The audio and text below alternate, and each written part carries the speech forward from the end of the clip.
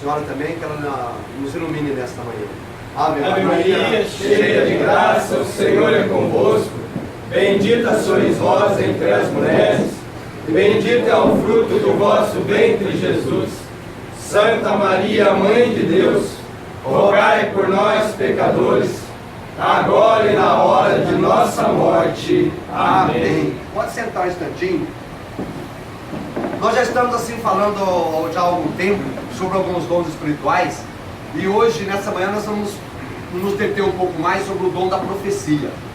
E eu já disse para vocês que talvez eu não seja a pessoa certa para falar de dons espirituais, né, como muitos aí têm um conhecimento muito mais amplo. Mas aqui, aquilo que a gente tem para oferecer, a gente procura aperfeiçoar um pouco mais, para que não fique dúvida no coração nem na cabeça de ninguém.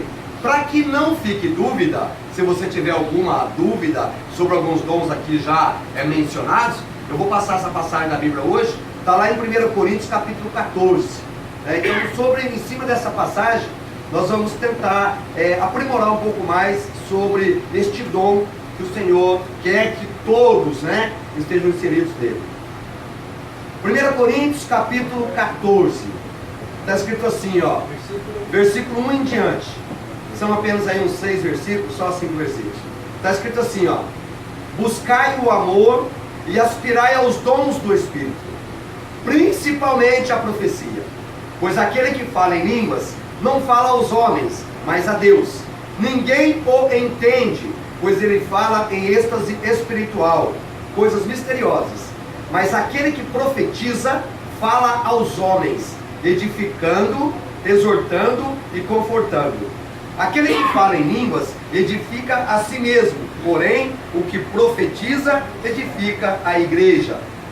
Desejo que todos vós faleis em línguas, mas desejo ainda mais que todos profetizeis.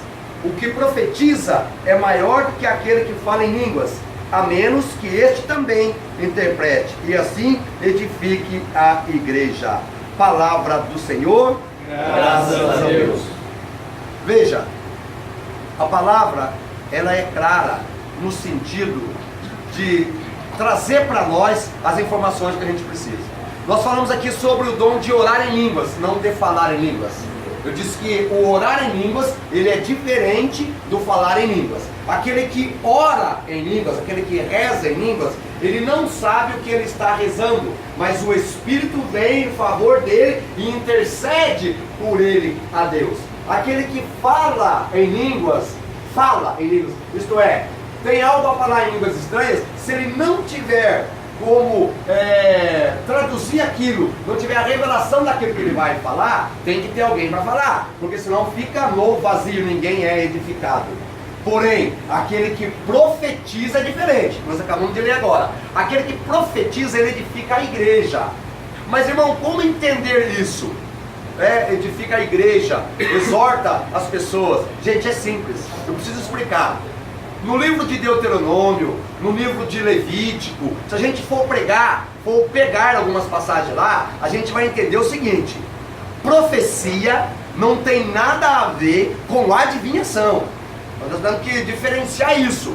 Existem muitas pessoas por aí que confundem, até mesmo dentro da renovação carismática, que a pessoa é adivinho.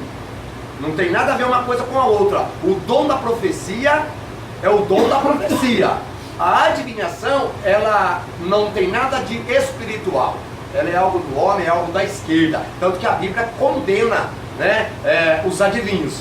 Deus, ele abomina aquele que usa essas práticas. Nós estamos falando de dom da profecia. Então, o que é uma profecia? Como que uma pessoa se reconhece profeta de Deus? Primeiro, o profeta é aquele que não prediz somente a ruína, somente a desgraça. O profeta é aquele que, iluminado por Deus, e para eu ser iluminado por Deus, para eu conseguir ter a graça do dom da profecia, ou de qualquer outro tipo de dom, eu preciso estar em sintonia com Deus. Este é o primeiro passo. Para eu conseguir exercer este dom, que é graça de Deus, eu preciso estar em sintonia com Deus. E para eu estar em sintonia com Deus, eu preciso estar em oração. Não tem como eu estar em sintonia com Deus se eu não tiver uma vida de oração. Isso é fato. Eu vou dar depois 3 pontos. para a gente chegar neste ponto mesmo de ser profeta. Mas é fato, eu preciso ter uma vida constante de oração. Se eu preciso ter essa vida constante de oração, eu preciso ter um tempo, eu preciso separar este tempo para estar em paz com Deus. Por quê? Veja, o profeta não é aquele que só prediz a ruína, mas é aquele que fala de Deus e em nome de Deus. Isso é ser profeta. Quando nós fomos para a pia batismal, na hora que a gente é batizado, naquele momento, segundo o ensinamento da igreja, nós nos tornamos sacerdote, profeta e rei. Então, irmão, não se engane, todos nós somos profetas de Deus. Todos nós, sem exceção, exceto aquele que não é batizado, que não recebeu a graça deste sacramento. Mas todo batizado, ele é um profeta. E qual é a missão do profeta? Irmão, grava bem isso no seu coração.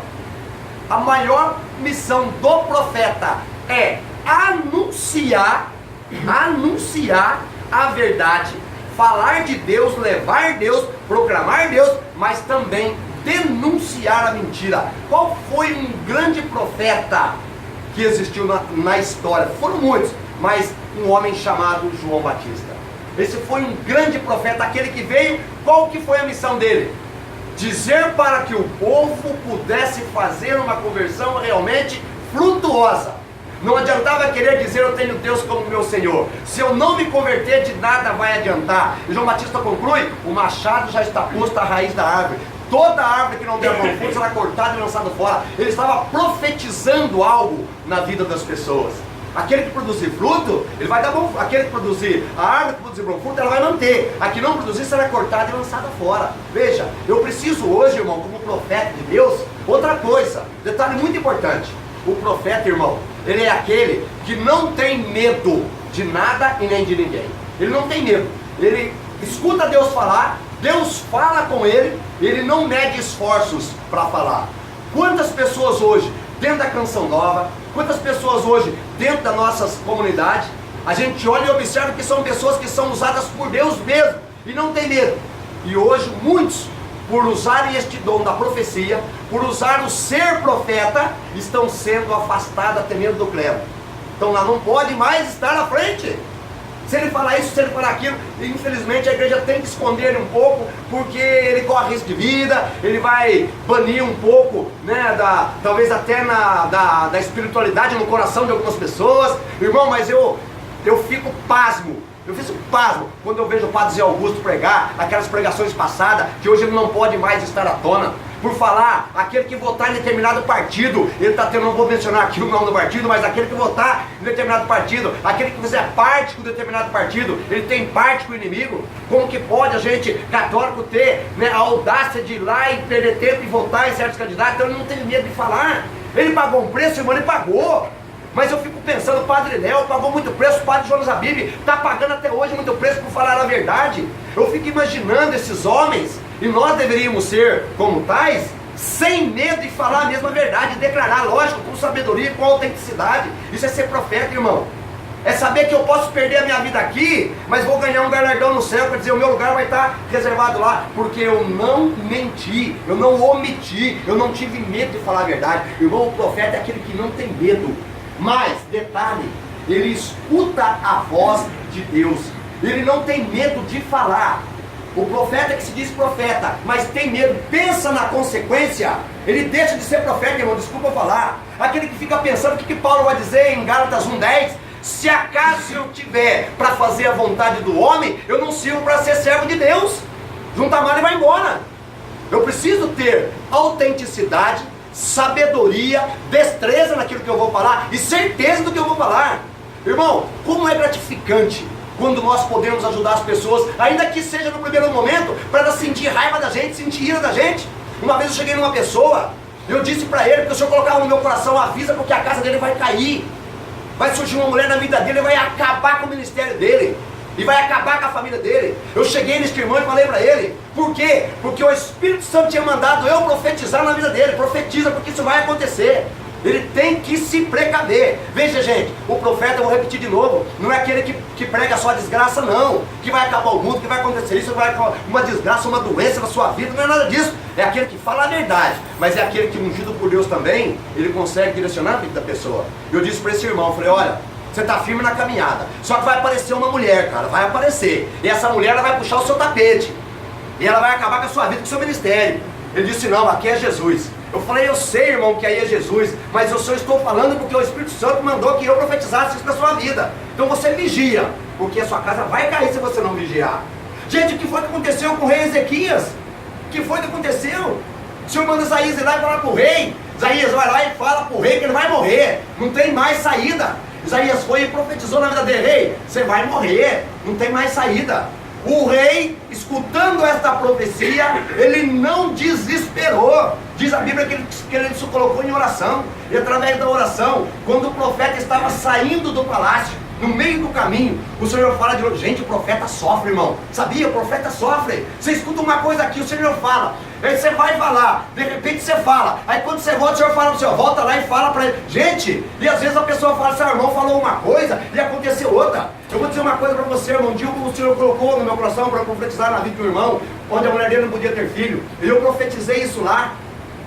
Irmão, sua mulher vai ficar grávida, vai nascer essa criança, fica tranquilo, irmão. Glorifica o Senhor.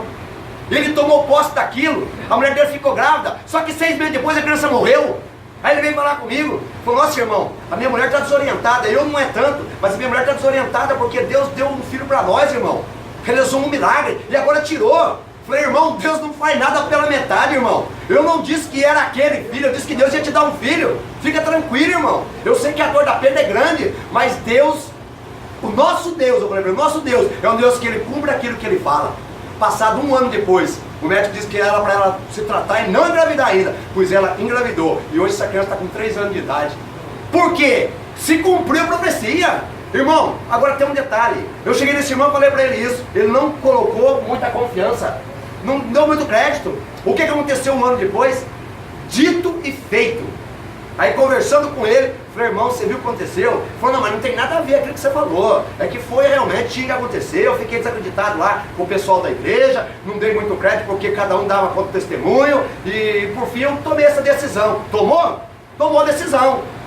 O inimigo destruiu a família dele, o inimigo destruiu a espiritualidade dele, o inimigo está destruindo ele como pessoa. Ele arrumou uma outra mulher, mas ele arrumou outro homem, as crianças estão crescendo, a Deus dará. Foi profetizado, ele foi avisado, ele foi comunicado, mas não deu crédito. Uma outra situação, eu gosto de falar com testemunho, irmão, para você entender que você é um profeta do Altíssimo, irmão, não se engane, não se engane. Nós temos um grupo de oração que acontecia num bairro, lá na Vila Sinhá. Este grupo ele tinha em média 100, 120 pessoas. E um dia o Espírito Santo colocou no meu coração, faz um círculo em volta dessa capela. Pega todas as pessoas que estão aqui, dê as mãos, faz um círculo. A turma achou que eu estava ficando louco naquela hora, porque o homem que se diz profeta, ele é meio louco mesmo, gente, não adianta. Eu vou narrar já um fato para vocês entenderem onde eu quero chegar. Pedi para que todo mundo saísse da capela e desse as mãos. Sai pela porta, vamos fazer um círculo. O senhor está mandando colocar isso aqui. Aí fizemos aquele círculo. Aí oramos no Espírito, depois rezamos um Pai Nosso. Não sabia o porquê que o senhor estava pedindo aquilo. 15 dias depois, eu fui fazer uma visita no túmulo do Padre Léo, lá em Itajubá, lá no momento de oração. Depois que eu acabei de orar, rezei meu terço, eu e a minha esposa, saímos para levantar para ir embora. Eu coloquei o grupo de oração e o Senhor falou assim para mim, pode profetizar lá, que aquele lugar vai ficar pequeno a partir de hoje. Era numa segunda-feira, 2 horas da tarde. O nosso grupo era 7 horas da noite, na mesma segunda. Eu tomei posse, irmão. O profeta tem que tomar posse de quando ele escuta a palavra do Senhor. Se ele não tomar posse, vai ficar no vazio também. Deus vai falar, vai entrar para o ouvido e sair para o outro. Você tem que tomar posse. Eu saí daquele cemitério lá de Itajubá, viemos embora, meditando, não falei nada para minha esposa. Aquele negócio na minha cabeça, quando chegou em casa, ela falou, você está esquisito. Eu falei, não é, velho, que aconteceu um negócio do túmulo lá, eu tô meio, o que é? Eu falei, o Senhor falou que vai ter que profetizar naquele grupo hoje lá, que vai ficar pequeno aquele lugar, tem que arrumar outro lugar. Ela falou, louco, eu falei, é. Gente, nós chegamos naquela noite naquele grupo, só de visitante, tinha 72 pessoas visitando aquela capela. O que aconteceu? Um mês depois, não cabia mais gente naquela capela. De 120, hoje o grupo está em média de 350, 400 pessoas. Para quem já foi na Igreja São Benedito, hoje pode testemunhar isso, os irmãos que foram lá. triplicou o valor das pessoas que participavam do grupo de oração. Por quê? Porque o Senhor falou, profetiza lá, que eu vou realizar essa obra no meio do meu povo. E o Senhor realizou, irmão.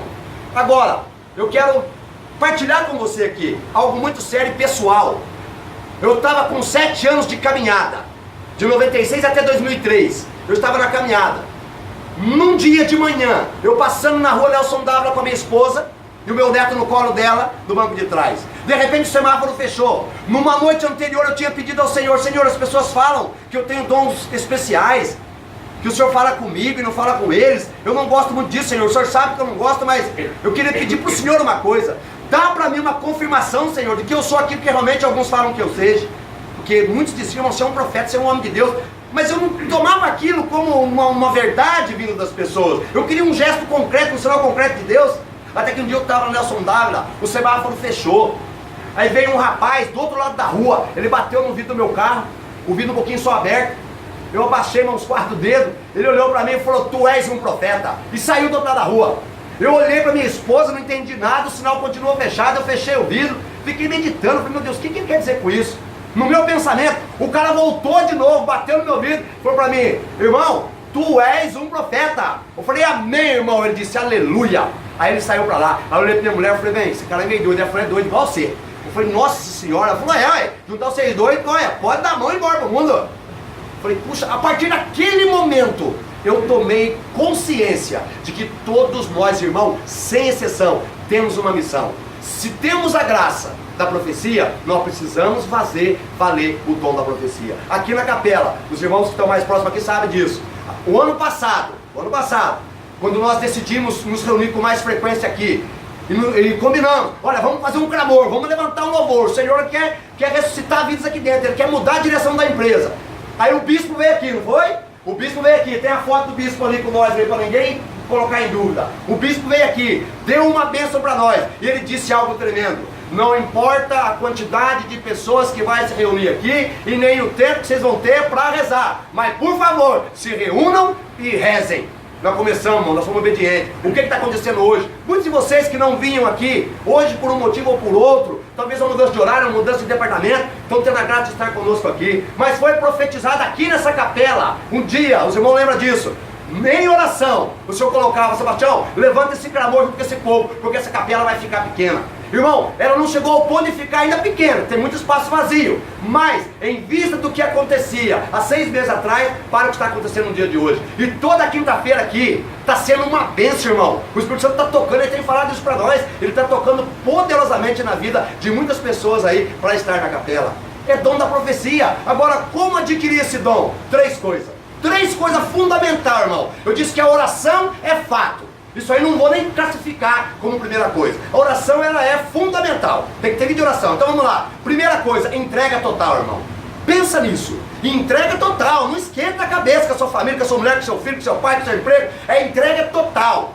O seu tempo tem que ser prioridade para Deus. Senhor, eu me entrego em tuas mãos como Maria. Eis-me aqui, Senhor, o teu servo, a tua serva. Faz de mim segundo a tua vontade. E ponto final, irmão. Para valer. Primeiro então, a entrega. Eu preciso ter essa coragem de me entregar totalmente. Segundo, a confiança. Não adianta, irmão, se eu fizer uma entrega e não confiar piamente que Deus é capaz. O que ele disse lá do profeta Jeremias, capítulo 1? Antes do seu nascimento eu já te conhecia. Antes de você ser formado no seio da sua mãe, eu já te chamava e te designava para ser profeta das nações. Ah, Senhor, eu nem sei falar. Como é que eu vou ser profeta? Não digas eu não sei falar, porque eu vou colocar as palavras na sua boca, eu vou te enviar e você vai falar aquilo que eu mandar você falar. A confiança, irmão. Quando você pegar uma palavra da Bíblia, você pediu, o Senhor falou, confia naquela palavra. Então, primeiro, entrega total. Segundo, confiar cegamente em Deus, como um filho confia no pai no barranco. O filho está lá em cima da laje, o pai estende o braço, pula, filho. A criança pula, irmão. A criança pula por quê? Porque ela sabe que ali embaixo tem um pai de braço aberto para segurar ela. Confiança total em Deus.